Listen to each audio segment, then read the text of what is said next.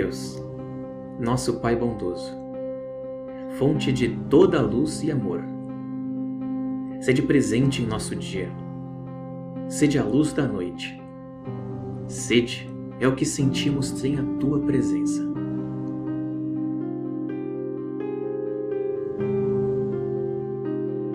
A todos nós compete caminhar pelas profundezas da alma, pela iniciativa própria ou estimulados pelo sofrimento.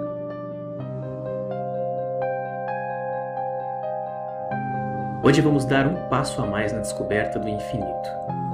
Você aceita meu convite? Então vamos juntos, com fé em Deus.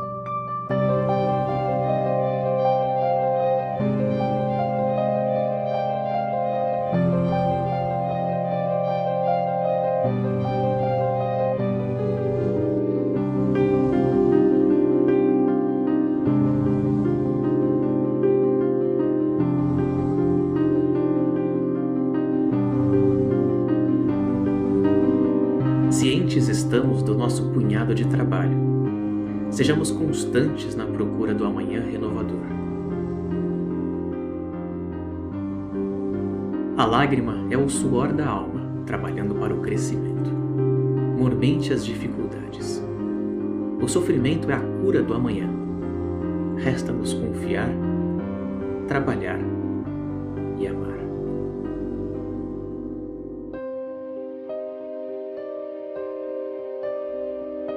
Em Deus temos força.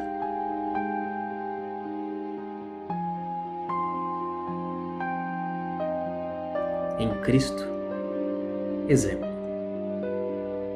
Nos Espíritos temos incentivo.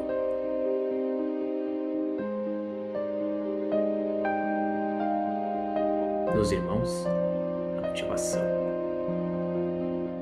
E em nós, a necessidade de amar.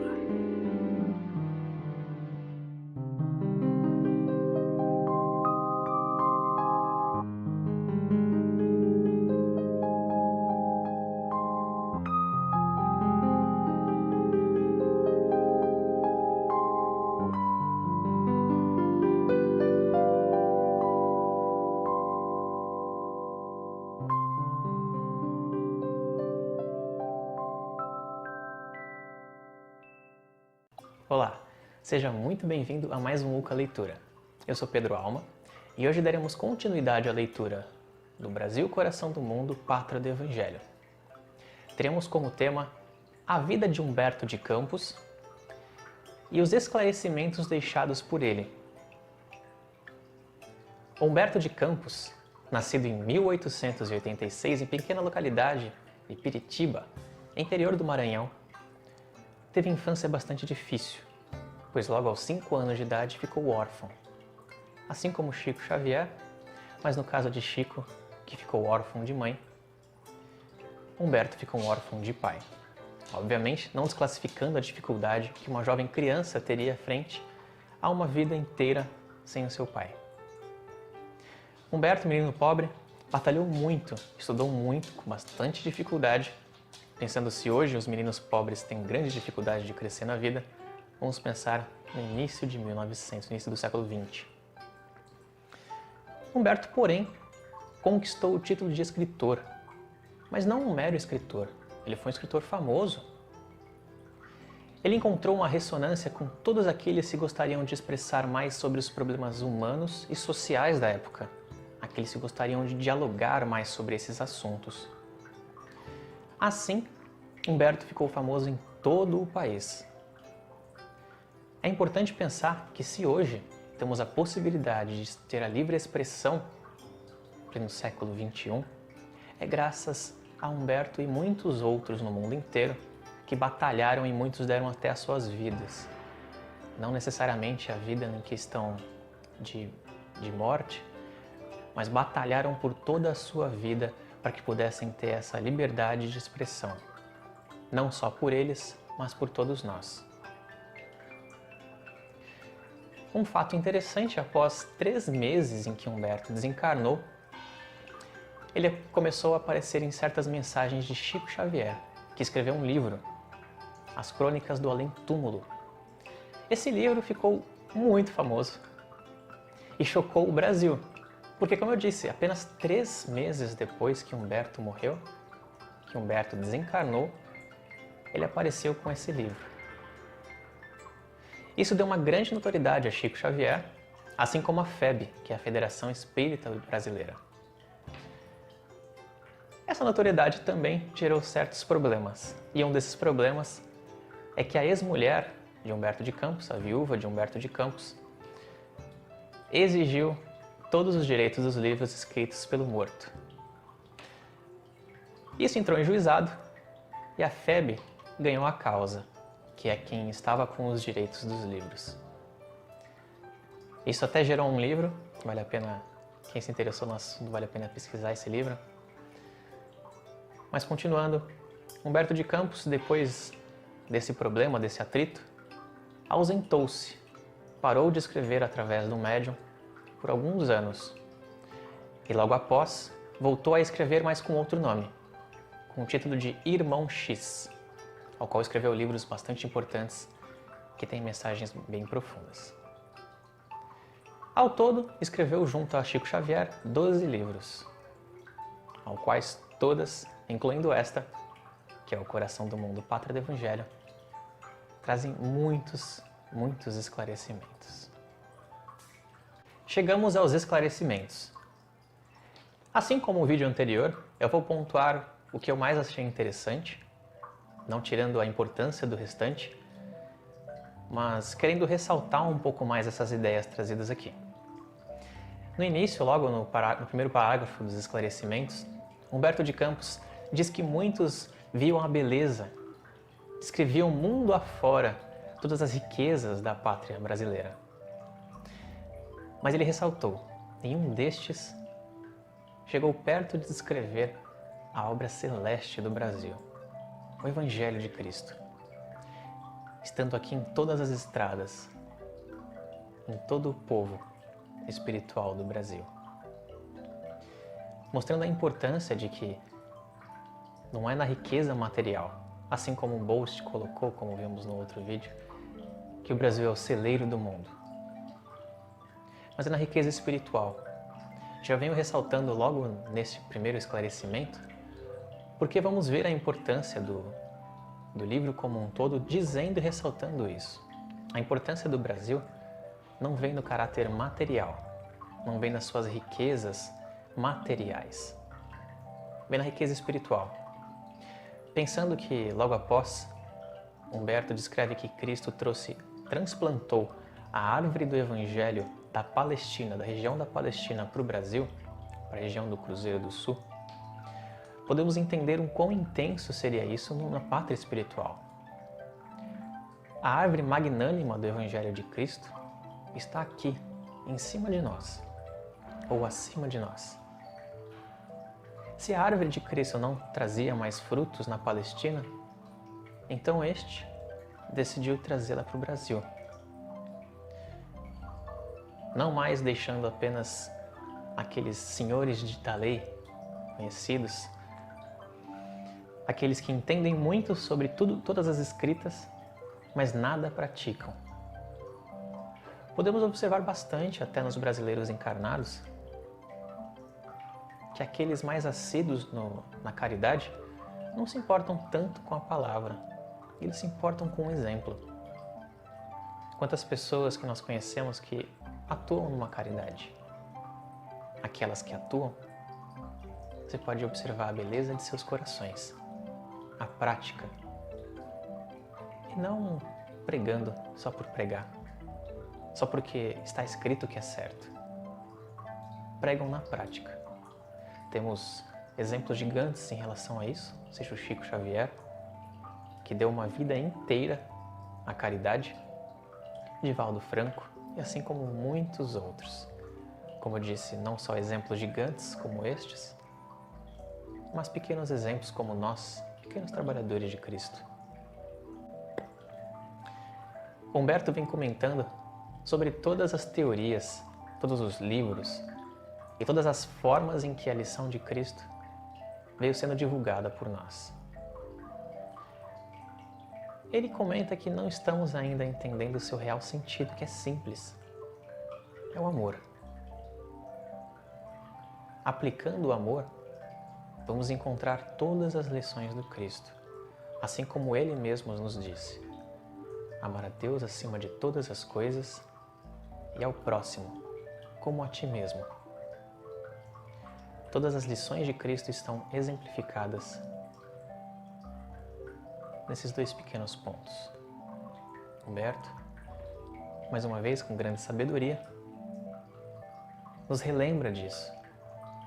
Nesse trecho mais à frente, vou dizer a íntegra porque Humberto nos esclarece muito. Se Deus permite a prática de tantos absurdos por parte dos poderosos da terra, que se embriagam com o vinho da autoridade e da ambição, é que todas essas lutas nada mais representam do que experiências penosas, por abreviar a compreensão geral das leis divinas no porvir, deixando muito claro que nada acontece por acaso. Quanto às coisas hoje, ao qual estamos passando pela pandemia, nos vem aos olhos com uma incompreensão bastante grande. Teremos a certeza que se assim nosso coração estiver embasado no Evangelho de Cristo, que nada acontece por acaso. Neste outro trecho, que também vou ler a íntegra, Humberto cita o quão importante é a pátria espiritual do Brasil. Nessa abençoada tarefa de espiritualização, o Brasil caminha na vanguarda. O material a empregar nesse serviço não vem das fontes de produção originalmente terrena, e sim do plano invisível, onde se elaboram todos os ascendentes construtores da pátria do Evangelho, deixando muito claro em que tudo vem de cima para cá. Se bons exemplos encarnaram aqui no Brasil, foi porque antes, muito antes planejados, vieram do céu para a terra. E se hoje temos tantas pessoas se comunicando com espíritos aqui no Brasil através do Espiritismo, é porque veio de cima para baixo. Hoje é muito mais difícil de enxergar aquela quantidade imensa de espíritos que havia na França em pleno 1880, que é a época em que Allan Kardec estava escrevendo a codificação. Não enxergamos mais hoje grandes psicografias ou grande quantidade de livros vindos da França. Por quê? Obviamente porque grande parte, ou se não todos, se transplantaram para o Brasil. Um canal de comunicação bastante útil entre o lado desencarnado e o lado encarnado. Então, os brasileiros são uma ponte mais fácil do lado espiritual para o lado material. Ao fim, Humberto vem nos dizendo que sua modesta obra veio para esclarecer o trabalho espiritual feito no Brasil. Pede-nos para terminar com as guerras sangrentas, de qualquer origem que sejam da nossa mente ou sejam materialmente mesmo. Quantas vezes lutamos contra o poder em guerras sangrentas dentro de nós mesmos, fazendo com que o Brasil fique ferido?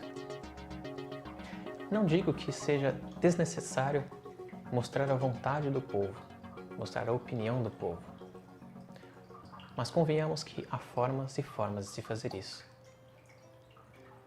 Um pouco mais à frente, Humberto diz que Jesus Cristo, com as mãos carinhosas de Ismael, o governador aqui do Brasil, vem cuidando desveladamente por todos que aqui estão, desde o mundo espiritual até nós aqui encarnados. Finalizando a ideia de agora, vamos para o nosso querido convidado. Mas antes, lembre-se de se inscrever. Isso ajuda bastante o canal. E se você puder também compartilhe, ative o sininho. Isso possibilita que essa mensagem, se lhe tocou o coração e se lhe foi importante, possa chegar a mais pessoas. E assim, com o conhecimento, podemos expandir o nosso coração, as nossas possibilidades de conhecimento espiritual.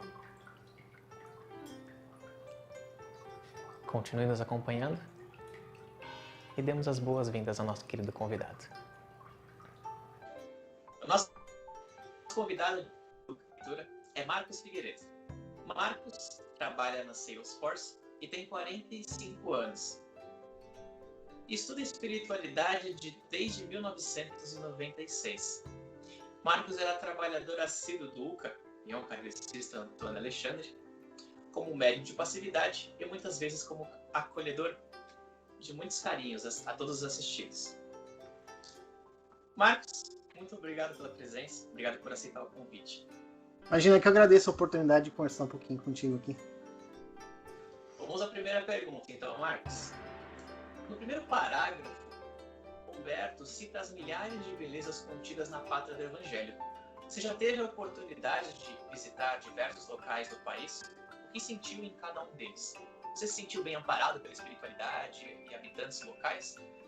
Também chegou a visitar igrejas e templos religiosos? Se sim, o que você sentiu? Então, quando eu morava no Brasil, por conta do trabalho, eu tinha que viajar bastante. Então, eu conheci vários lugares no país. Eu morei em São Paulo, morei em Porto Alegre e tive a oportunidade de ir para Manaus, para o Nordeste, para diversos lugares. Mas um lugar que eu senti uma conexão muito especial foi em 2 viagens que eu fiz para cidades históricas em Minas Gerais, onde basicamente você vai para conhecer as igrejas e um pouco da história desse período da mineração no Brasil. E eu me senti muito conectado e muito acolhido naquele lugar, onde para mim mostrava a humildade se conectando com uma força muito maior e o esforço desse povo de construir esse espaço. Então, a sensação que eu tinha dentro das igrejas era essa conexão dessa sensação do humilde, da humildade, da caridade sendo abraçada por essa força maior. Você chegou aí para Pedro Leopoldo? Não, nunca fui para Pedro Chico Leopoldo. Xavier? Infelizmente, não tive essa oportunidade. Complementando um pouquinho mais, abrindo um pouco mais a pergunta, Marcos. Aí, aliás, o Marcos está morando hoje no Texas, em Austin, nos Estados Unidos. E eu gostaria de saber se aí você teve essa oportunidade também de visitar vários lugares e sentiu coisas semelhantes, assim como acabou de descrever aqui no Brasil. Sim. Então, aqui eu frequento uma casa espírita que fez 15 anos esse ano, mas eu nunca estive em nenhuma outra igreja, nenhum outro templo. Mas eu tenho, sempre que eu posso, eu converso com pessoas somente de religiões evangélicas que vêm nos visitar aqui. Então, tanto o Testemunha de Jeová como os Mormons, eles fazem um trabalho de missionário, né? De buscar Sim. mais e mais pessoas para compartilhar a verdade da religião deles. E somente os Testemunhas de Jeová, eles têm, toda vez que muda, por exemplo, um brasileiro aqui para a cidade, eles descobrem que aquela pessoa mudou para cá, que ela está precisando ser amparada, e eles fazem um trabalho bem bacana, né? Tem a Igreja Batista também que faz isso, então toda vez que tem alguém que vem de fora para cá, eles vêm visitar as pessoas, oferecem ajuda, abrem as portas da igreja para ajudar essas pessoas. E eu gosto de conversar com eles, acho que foi o que eu aprendi com meu pai também, que meu pai sempre fazia isso quando a gente era criança, sempre que vinha alguém visitar, normalmente as pessoas fogem deles, né? E eu sempre tento acolhê-los também de alguma maneira e dar força para que eles continuem fazendo o trabalho que eles fazem, porque não é um trabalho fácil, né? E de verdade, isso ajuda outras pessoas que estão buscando uma verdade e que não encontraram ainda, né? Então, esse é um período bastante propício a isso, né? As pessoas acabaram de se mudar, estão num país novo, às vezes perdidas, às vezes algumas pessoas mudam por trabalho, estão isoladas, sem a família. E quando tem esse amparo, é uma porta imensa que se abre para a espiritualidade. Sim. Nós fazemos isso no Centro Espírita também, mas a gente não tem a mesma estrutura que essas igrejas têm. É gigante, né? Até agora, no começo da quarentena, eu recebi 3 cartas manuscritas de pessoas que são testemunhas de Jeová, para que eu ficar tranquilo em casa, para aproveitar esse tempo com a família. Então, é bem interessante. Assim, não é o que eu busco para mim, mas eu fico contente de ver que tem gente que dedica tanto tempo para ajudar os próximos como eles estão fazendo aqui. Né? Muitas vezes até eles saem do país, né? Eles vão para outros países de terceiro mundo tentar auxiliar, eles moram no país. É bem incrível mesmo essa boa vontade que eles têm. E boa parte deles que falam português, na igreja batista não, que tem muitos brasileiros, mas tanto do Testemunho de Jeová como de Mormon, é de gente que fez missão no Brasil. E aí, ai, que legal. Eles falam português, eles descobrem que tem alguém que fala português, eles vêm conversar, né, para tentar trazer você para a comunidade, fazer parte da comunidade de alguma maneira. São filhos da boa vontade, né? Isso, acima de tudo, já tá de muito bom tamanho. Marcos, segunda pergunta. Você já teve viagem fora do corpo aqui no Brasil? Se sim, chegou a visitar alguma colônia espiritual? E onde mora hoje? Chegou a ter viagens fora do corpo também? Eu tive algumas vezes, eu tive algumas experiências bem boas, tanto aí como aqui. E tive uma experiência aí no Brasil que foi bem peculiar. Foi na época que eu estava trabalhando no centro e a gente fazia o trabalho de desobsessão e o trabalho estava evoluindo muito bem. Tinha um grupo muito fechado que a Adriana liderava, estava muito bacana o trabalho. Acho que você também fazia parte desse trabalho. Acho que você estava fazendo parte desse grupo também. E aí teve uma noite no sonho que eu fui levado como se fosse para uma colônia, só que não numa colônia boa, foi uma colônia que a pessoa fazia um trabalho como se fosse desobsessão para tirar as pessoas do caminho da caridade e do trabalho. Então, e eu lembro que foi um negócio bem intenso, assim, eu lembro até hoje em detalhes, assim, no final formaram 4 pessoas que ele não tinha conseguido convencer a não fazer mais o trabalho. E tinha uma porta, ele ficava falando, era o mesmo trabalho que a gente faz de desobsessão para ajudar o espírito a encontrar o caminho, ele fazia um trabalho inverso, de tirar você do caminho. E eu lembro que eu me despertei nessa hora que eu comecei no lugar, eu comecei a rezar, e eram umas 2 ou 3 horas da manhã, tocou a campainha de casa, morava num apartamento, assim, era uma coisa totalmente descabida, né? E foi o que acordou e me tirou daquela situação. Mas eu tive a oportunidade uma vez aqui de visitar a colônia daqui do centro, e no Brasil algumas vezes também. Só para contextualizar o porquê da pergunta, todas as perguntas são retiradas do trecho hoje, os esclarecimentos.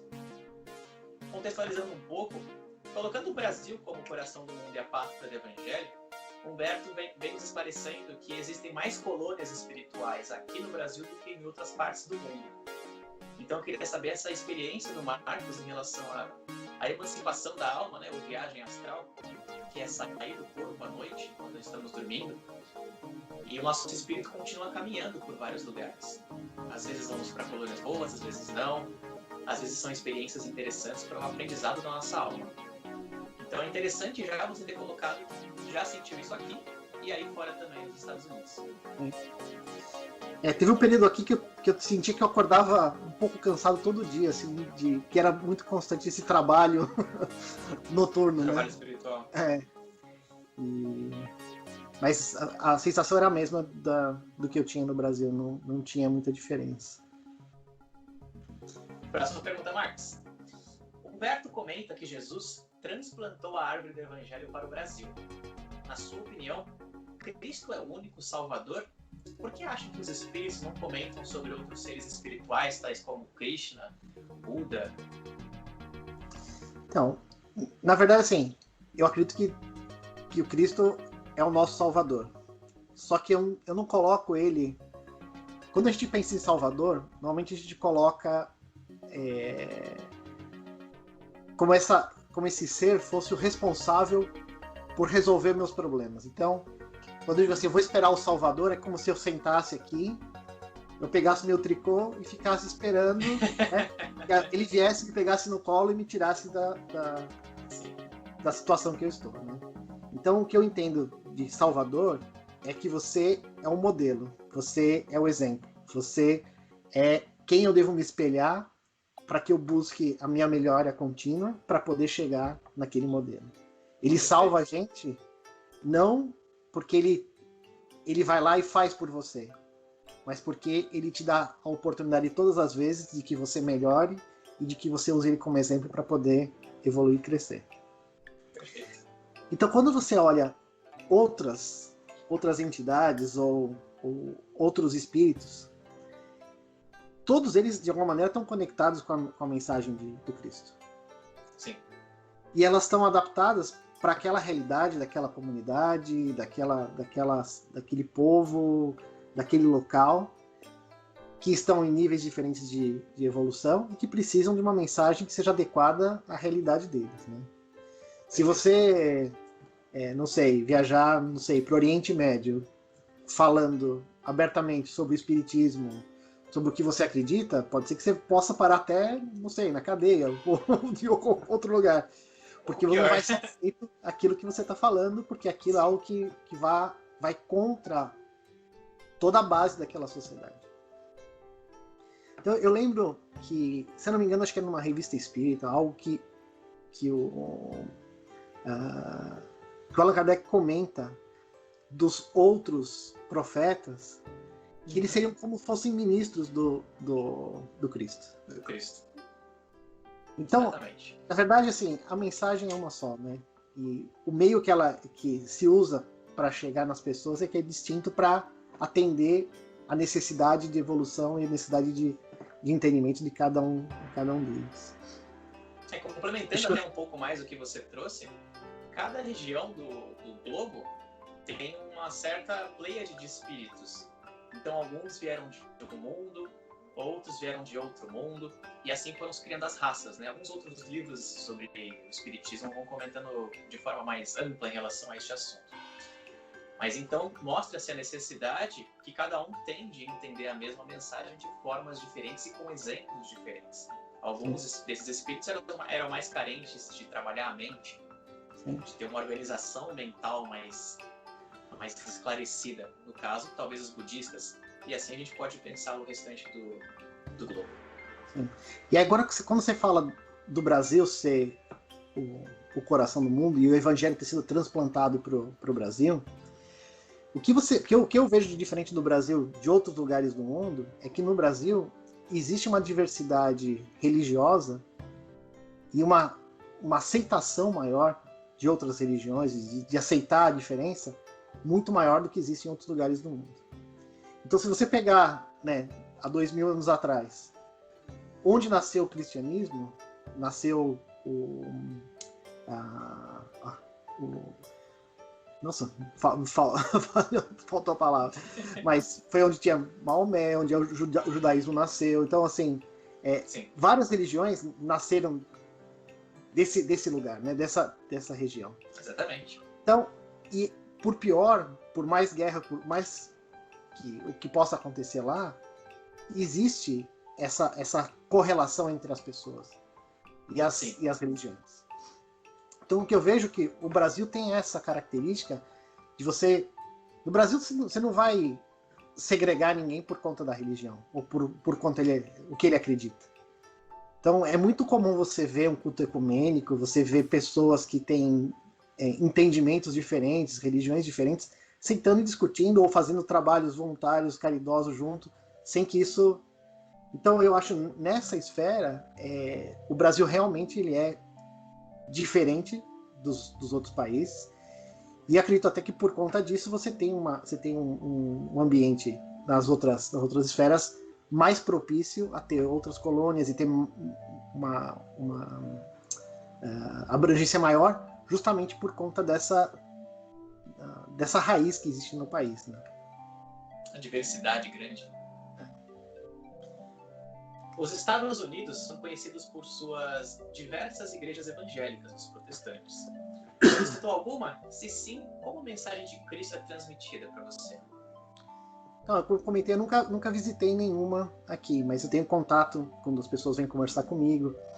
E uma coisa que é muito forte, e eu acho que isso afeta a sociedade aqui de alguma maneira, é que são religiões dogmáticas.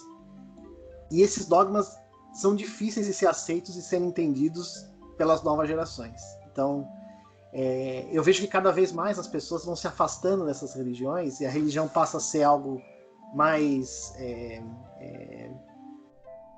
de você fazer parte de uma comunidade, ou que seja, do que realmente você entender e você viver aquilo que está sendo pedido. Para crescer como pessoa, né? E como as pessoas têm, por exemplo, quando você é criança, você faz parte daquilo porque você não tem opção, né? Teu pai vai te colocar em todos, na evangelização, em todos os processos que tem para o teu crescimento e teu conhecimento. Mas quando você tem a opção de optar, você vai olhar para aquilo e falar assim, não, isso aqui não me serve. Eu passei aqui, sei lá, 15 anos aqui dentro e eu aprendi que isso não é o que eu estou buscando. Isso não preenche o meu vazio, né? E então, muita gente sai da religião que cresceu porque não acredita, justamente porque são dogmas, são regras que foram criadas e impostas em um momento que fazia sentido e que hoje já não faz sentido, né? E, então, por esse lado, eu vejo que, assim, por exemplo, aqui nos Estados Unidos seria um campo ultra fértil para o espiritismo, onde você tem a fé raciocinada. Então, as pessoas vão poder pensar, onde elas vão entender qual que é o limite do livre-arbítrio delas, que é nenhum, mas que existe a consequência de tudo aquilo que elas fazem. Então, você não precisa colocar uma regra para você fazer ou não fazer alguma coisa, né? Sim. Você sabe aquilo que você vai fazer e você sabe qual é a consequência daquilo do que você vai fazer. E te abre a cabeça para pensar outras coisas que uma religião dogmática não deixa você pensar. Por outro lado, o tema do espírito aqui, ou se você quiser botar outras coisas, fantasma, o que seja, é um tabu gigantesco nessa sociedade. Tem uma história curtinha e engraçada, que minhas filhas foram um livro na escola que falava sobre espíritos, e a professora mandou uma mensagem, falou, olha, cuidado, seus filhos vão ler um livro que fala sobre espíritos, esteja preparado porque isso pode ocasionar, né? E aqui em casa Pras foi reações por e-mail, né? Porque, papai, a gente vê muito mais coisa lá na evangelização do centro espírita do que tá falando no livro, que fala de uma maneira muito alegórica e muito superficial, né? Então, esse é o desafio. E o espiritismo não tem como um braço, né? Como a gente tinha comentado antes, de ter esses missionários que vão levar a mensagem, né? Sim. Dificilmente você vê um espírita levantando o braço e falando assim, não, eu sou espírita. Né? Exatamente. Então, eu comecei a fazer isso. As pessoas começam a ficar um pouco assustadas, mas eu compartilho um pouco mais do que eu devia, que eu sou espírita, para que as pessoas tenham a curiosidade e queiram saber mais sobre o que é isso. Teve bom resultado já? Sim, algumas pessoas já pediram para eu compartilhar alguns livros, para poder ler, entender um pouco melhor o que eu estou falando. Então, sempre que eu posso, eu não saio catequizando ninguém na rua, né? Mas eu sempre dou o meu exemplo, né? Então... Eu acho que o exemplo é muito importante nesses pontos, porque essas coisas que passam no ramo de desconhecido ou de estranho, ou dos tabus, assim como você colocou, as pessoas tendem a ver todos que são adeptos a essa religião ou qualquer outra forma de pensamento semelhante como pessoas estranhas, no mínimo estranhas. Mas aí vem do Marcos diariamente no meu trabalho, vem do Marcos diariamente como meu vizinho, sendo sempre aquela boa pessoa, de bom exemplo, de boa vontade, sempre querendo ajudar, sempre auxiliando as pessoas ao redor. É um pouco estranho a gente começar a pensar e falar assim, ok, beleza, o Marcos gosta disso, ele não é estranho, é uma pessoa normal, ele tem uma visão diferente só.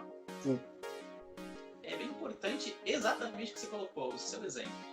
Sim.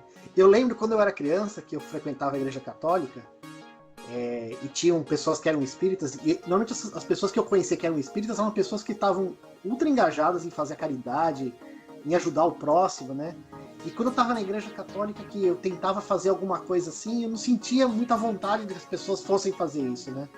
E eu falei assim, puxa, por que os caras conseguem fazer e a gente não consegue fazer? Então eu olhava aquilo assim, com um misto de vontade que o que eu tinha lá fosse igual àquele, né? E até o ponto que eu fui pra lá, aí consegui fazer. Mas de você poder ser o exemplo, de as pessoas olharem para você, não de ser buscando querer ser mais do que os outros, mas E as pessoas olharem e saberem assim, puxa, existe um caminho aqui que pode ser uma via para o que eu estou buscando, né? E para esse vazio que eu sinto dentro do meu coração que eu não consigo preencher. Né? Perfeito, perfeito. Esse vazio aí só é preenchido com amor mesmo. Muito bem. Humberto afirma que, na tarefa de espiritualização, o Brasil caminha na vanguarda. Com a sua sensibilidade de médico, o que pode nos dizer para contribuir com essa passagem quando aqui no Brasil morava? Então, eu acho que é um pouco do que a gente comentou antes, né? Do Brasil ter essa condição de não existir preconceito com religião, de ter uma aceitação maior das diferenças, né? Relacionadas à religião. Então, o que eu sinto, assim, não existe um preconceito porque alguém faz parte de tal religião ou de outra. Né? Então, isso faz com que você possa, do seu nível de evolução, com o seu conhecimento, você escolher o caminho que te agrada mais, sem que você tenha que escolher um caminho ou outro por conta do que a sociedade te impõe. A gente conhece várias pessoas, que a pessoa começou na igreja evangélica, depois foi para o católico, depois foi para o espiritismo, aí se quiser vai para a Umbanda, não sei, cada um escolhe, e você tem a liberdade para escolher o seu caminho. Né? E todos os caminhos levam para o mesmo lugar, né? Então, nenhuma igreja, nenhuma religião, nenhuma fé diz para você fazer coisas que não são dignas e que não estão ligadas à mensagem de Cristo. Né?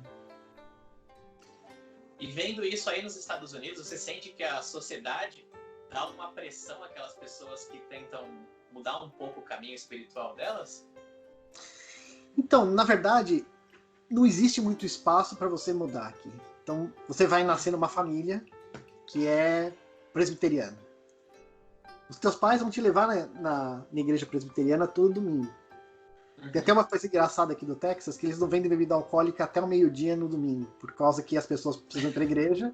Então é para garantir que ninguém apareça como se isso fosse. Talvez no século passado isso funcionasse, hoje em dia não funciona mais, mas tem essa lei aqui. Então você não tem espaço para escolher para onde você vai, ou o que você vai fazer. Você vai ser levado. Se teu pai era alguma coisa, ele vai te levar para aquela religião. E mais do que... Talvez as pessoas nem não sejam 100% conectadas ao que está sendo ensinado ou ao que faz parte, o que ensina aquela religião. Mas é para que você faça parte de uma comunidade, que você faça parte de um grupo. E isso tem um lado bom, no senso prático, Sim. de se ajudar, de fazer...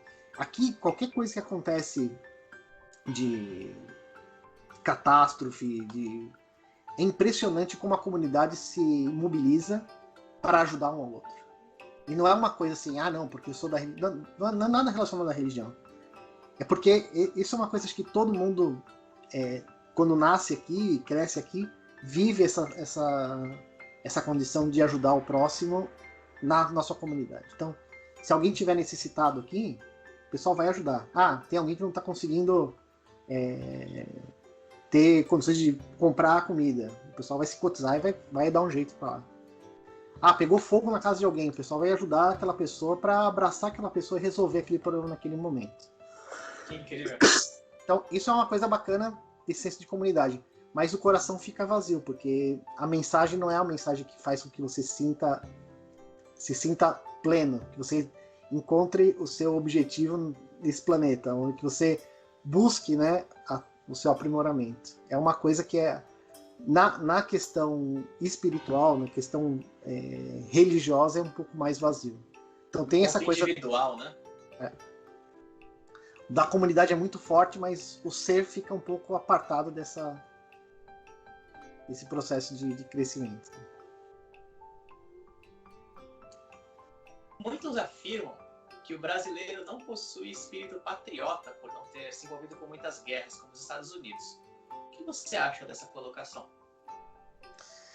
Eu não acho que participar ou não de uma guerra, ou lutar, né, por alguma coisa, vá fazer diferença no que é o país ou o que seja. Eu acho que o Brasil tem outros problemas que foram até um dos motivos que eu busquei sair do país. Que é... E é até um pouco engraçado isso, porque muita gente fala assim que o americano é individualista. Eu acho que o brasileiro é muito mais individualista que o americano. Porque o americano tem muito mais esse senso de comunidade. Então, ele preserva o espaço dele. Assim. Eu tenho o meu espaço, até o pessoal brinca que tem a bolha, né? Que você não pode chegar perto estourar a bolha que está em volta de você. Mas ele sempre está pensando no todo. Então, por que não joga um papel na rua? Porque isso vai prejudicar toda a minha comunidade.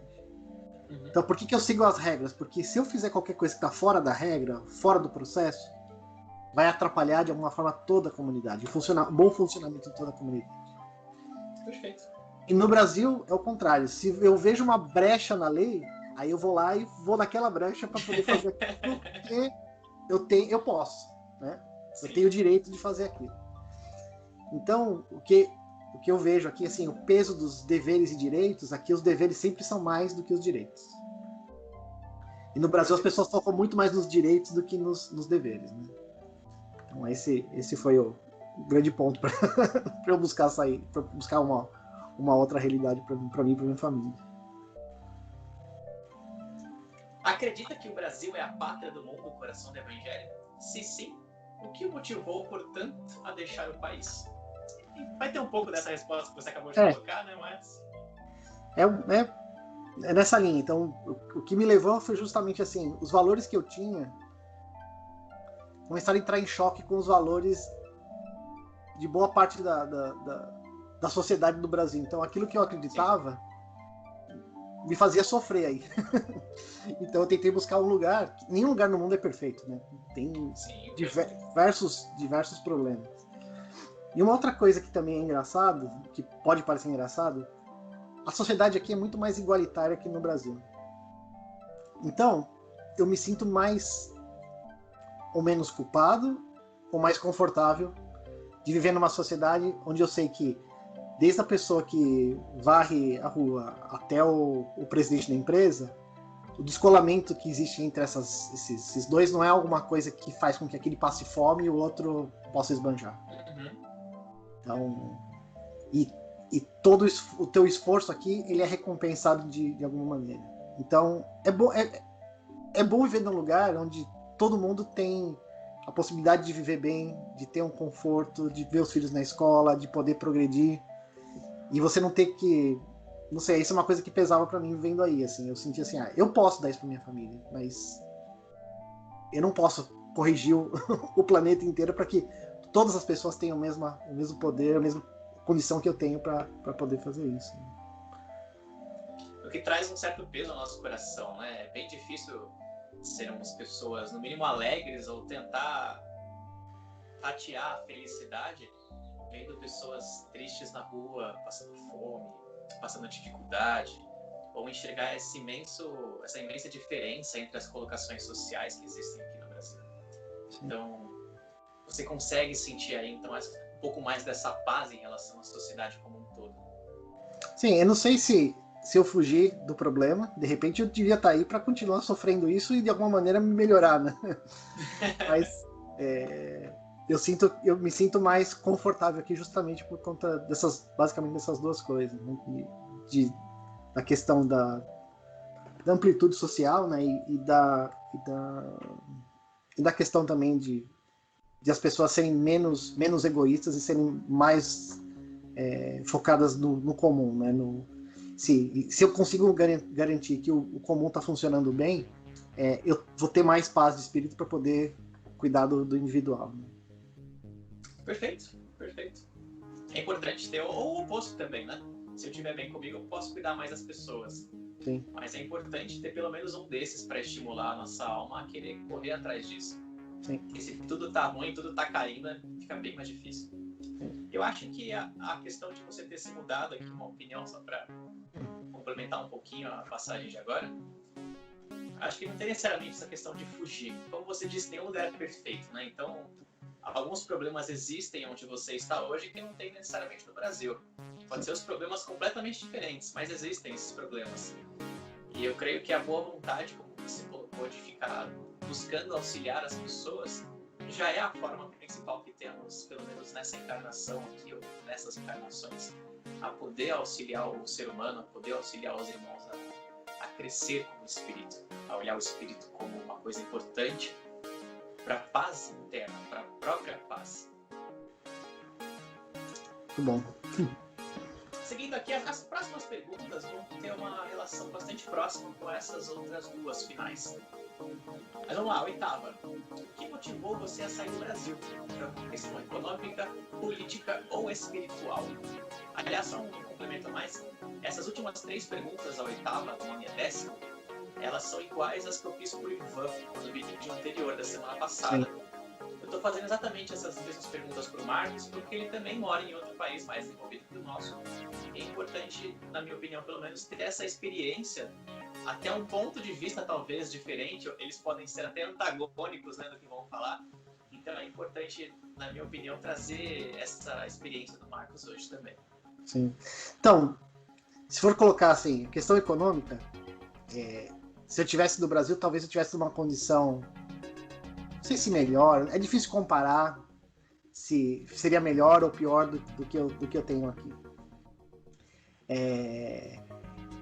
Com certeza, eu estaria numa faixa da população que seria privilegiada comparado a diversas outras. Então, assim, pode ser a questão econômica, não porque eu estaria numa situação melhor aqui, mas aqui eu me sinto mais parte do todo do que eu me sentia aí. Então, essa pode ser uma razão. A questão espiritual foi alguma coisa que pesou contra eu sair do Brasil para vir para cá. Porque, apesar que eu já conhecia o Centro Espírita aqui, porque quando eu viajava, antes de mudar para cá, eu já conhecia as pessoas e tudo mais, mas é diferente você fazer parte de uma comunidade. Aqui na cidade que eu moro, tem 3 mil brasileiros ou 4 mil brasileiros. E boa parte das pessoas que frequentam o Centro Espírita são brasileiros. Então, assim, é uma comunidade ultra restrita comparado com o que a gente tinha no Brasil, que você... eu não tô feliz nesse centro, posso ir em outro centro. Aqui Sim. Eu não tenho opção de não ficar feliz com o centro. E esse é pô, né? Você exercita muito mais a sua paciência, né? Exercita muito mais a sua tolerância, porque você quer que aquilo dê certo, então não tem opção de você trocar o A pelo B, né? Você tem que ajudar o A a dar certo, né? Não tem outra opção. E qual que era o terceiro ponto? Era econômico, espiritual? Político. Então, o ponto político, assim, eu não vou expor a minha opinião minha pessoal, mas o que eu vejo hoje, que assim, talvez isso também tenha me afastado do Brasil, sem apoiar nenhuma tendência ideológica, é que as pessoas transformaram tudo numa questão política, né? Então, outro dia eu vi uma coisa que eu achei triste, mas engraçado, que estavam dizendo que o coronavírus era um vírus chinês, então ele era um vírus comunista. Então ele era de esquerda. Assim, as pessoas vão classificar o vírus em qual ideologia política que ele vai ter, né? E eu acho que isso é alguma coisa também que me desagradava muito. Você não pode... ninguém é A, ninguém é 1 ou 0, ninguém é binário, né? Você sempre pode ter um pouco dos dois lados. Você pode Sim. entender que tem coisas que um lado pode ter de melhor, outras coisas que o outro lado tem de melhor. E o que acho que falta hoje, que foi o que me afastou, era exatamente esse equilíbrio. Você poder olhar para as propostas e entender que não existe uma proposta única que funcione e que é boa, né? E esse equilíbrio é que faz com que as pessoas se sintam bem, que elas possam compartilhar suas ideias e que as ideias sejam aceitas. Então hoje eu sei, essa é uma coisa que também me ajudou a afastar. Aqui não é perfeito, como eu falei, mas, por exemplo, depois que começou a pandemia, existia um monte de discussão sobre presidente, sobre reeleição, eleição esse ano. Acabou, tá todo mundo olhando e focando como que a gente vai poder sair dessa situação para uma coisa melhor depois que isso acabar. Então tá todo mundo, ninguém tá se acusando, apontando o dedo. Então esse é um outro ponto que também não a política em si, mas o que como as pessoas lidam com isso é algo que também me afastou do país. O motivo anterior foi conquistado na nova localidade? Então, boa parte das coisas eu conquistei, né? De resolver essas questões. O que poderia ser diferente aqui? Não sei, por exemplo. Quando Tem mais centro espírita. Tem mais centro espírita. E também é engraçado, você imagina assim, eu tava desde o começo lá, quando começou o UCA, né? Uhum. Então você é uma família, você já faz parte daquela família, Sim. né? Então tem momentos que você tá melhor, tem momentos que você tá pior. Quando você tá melhor, as pessoas... você pode doar mais. Quando você tá pior, as pessoas te ajudam mais e você vai crescendo com... E aí eu cheguei num lugar onde era no centro espírita que já tinha 10 anos. Né? E que eu não tinha relação com nenhuma pessoa, e aí eu falei que eu era médium, e falou assim, tá bom, você é médium? Tá bom, então você vai fazer o curso de médium, né? Por 3 anos, para você poder estar pronto para esse trabalho aqui no centro. Exatamente. Então, o que eu sinto assim, eu não perdi nada vindo para cá. Eu ganhei algumas coisas e aprendi a lidar com situações que antes eu não estava acostumado a lidar. E isso me ajudou bastante nesse processo. Acho que toda mudança ela é benéfica, né? Você sempre tem que olhar para aquilo que você tá ganhando. Perfeito. Toda mudança vem para exercitar nossa inteligência, vem para tentar auxiliar a nossa alma a ver de forma diferente, a agir de forma diferente, e a entender que nem tudo é do jeito que a gente gostaria. Sim. Última pergunta, Marcos. Como é ser espírita nos Estados Unidos? Você comenta para as pessoas? Comenta sobre os doutores espirituais? Comenta se sente obsessores e coisas afins? Então, eu comento que eu sou espírita. Que isso já é um progresso, assim. E as pessoas olham assim, meio assustadas. Outro dia eu fiz um comentário com o meu chefe.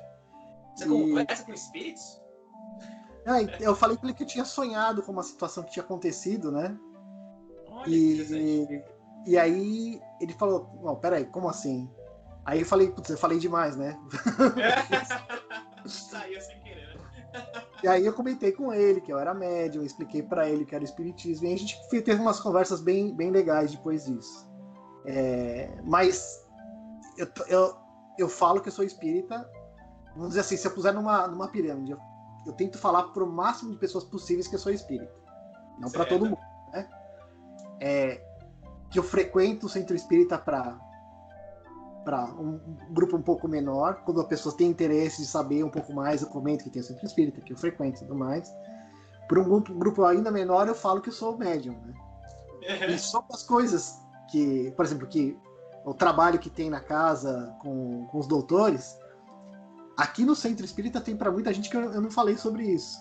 Porque cada um tem cada um tem um entendimento e as pessoas vão olhar assim, não, peraí, a gente não faz desse jeito aqui, o que você está querendo fazer aqui? Então, eu vou tentando conter a informação para aquelas pessoas que eu tenho confiança que elas podem ter acesso àquilo, que aquilo não vai chocar ou que não vai causar muito... Vai trazer problemas, né? Mas, assim, o meu objetivo de vida agora é cada vez mais falar que eu sou espírita. E aí causar esse pequeno desconforto para que as pessoas queiram saber um pouco mais sobre o que é isso. Né? No mínimo você vai incitar as pessoas, né? É aquilo que eu disse um pouco mais cedo no vídeo. Vendo o seu exemplo, vendo de como que é o Marcos no dia a dia, a pessoa, se a pessoa te conhece e tem um apreço por você, o mínimo que ela pode pensar é: bom, é estranho para nossa realidade, né? Para nossa realidade quanto americano. Mas, poxa, o Marcos é uma pessoa tão interessante, ele é tão bom como exemplo. No mínimo vai incitar a pessoa a pensar que não é estranho. E já é um passo imenso para quebrar esses dogmas e paradigmas que a nossa ignorância ensina. Ignorância no sentido de não conhecer algumas coisas vão colocando, né? Sim. Marcos, muito obrigado pela sua presença. Você tem algum comentário em relação ao todo desses esclarecimentos deixados por Humberto de Campos? Se queria colocar alguma coisa específica? Achou, por exemplo, esse ponto mais importante? Queria ressaltar alguma coisa para finalizar? A única coisa que eu queria compartilhar, assim, que todo mundo que assiste esse vídeo, que tem a possibilidade, tente levar harmonia para a relação entre as pessoas, né? Eu acho que essa condição de hoje de tudo está extremamente polarizado e segregando as pessoas, isso é o pior cenário possível. Então a gente como espírita, a gente tem que conseguir, de alguma maneira, trazer uma mensagem de conforto, uma mensagem de equilíbrio, uma mensagem de aceitação para que todos se sintam parte, que a gente possa voltar a ter conversas, como a gente tem no âmbito religioso, que a gente possa ter como sociedade uma conversa de maneira equilibrada, né? Eu acho que tudo que a gente vê, assim, o país ele tem o alicerce, ele tem a estrutura para suportar a gente ter uma comunidade ultra harmoniosa. Depende da gente entender isso, introspectar isso, e cada um de nós sermos os agentes modificadores para que a comunidade, para que a nossa sociedade seja uma sociedade que vive em harmonia, onde as coisas são debatidas de uma maneira adequada, respeitando o próximo e fazendo com que todos cresçam de uma maneira positiva. Perfeito, Marcos. Eu vou aproveitar para complementar um pouquinho com a minha visão, que a quantidade de políticos é muito menor do que a quantidade de cidadãos no nosso dia a dia. Então, o Brasil ou qualquer outro lugar é feito por cidadãos, em primeiro ponto, não por políticos. Então, quem deve mudar a realidade somos nós, pessoas comuns, pessoas que trabalham, pessoas que têm a boa vontade de querer fazer o bem e espalhar isso para as pessoas. Se nós desejamos que a mudança venha de cima, creio que isso seja antes preguiça e má vontade do que, de fato, uma esperança em querer que o todo mude. Sim. Então, finalizando o vídeo, Marcos, muito, muito obrigado pela sua presença. Obrigado, Sandra. Pedro. André é meu primo. Não, é o André Luiz. Você sempre confundiu, né? É o André Luiz. Genial. Marcos, carinhoso como sempre. Muito, muito agradecido pela sua presença. Foi muito divertido, muito esclarecedor em muitos pontos. E desejo a todos que continuem acompanhando o Luca Leitura, uma vez por semana, sempre às terças. E desejo que todos tenham Deus em seu coração, para que assim possamos ter mais contato com o nosso Pai e possamos ser pessoas melhores a cada dia que se passa. Um abraço a todos. Obrigado, Pedro.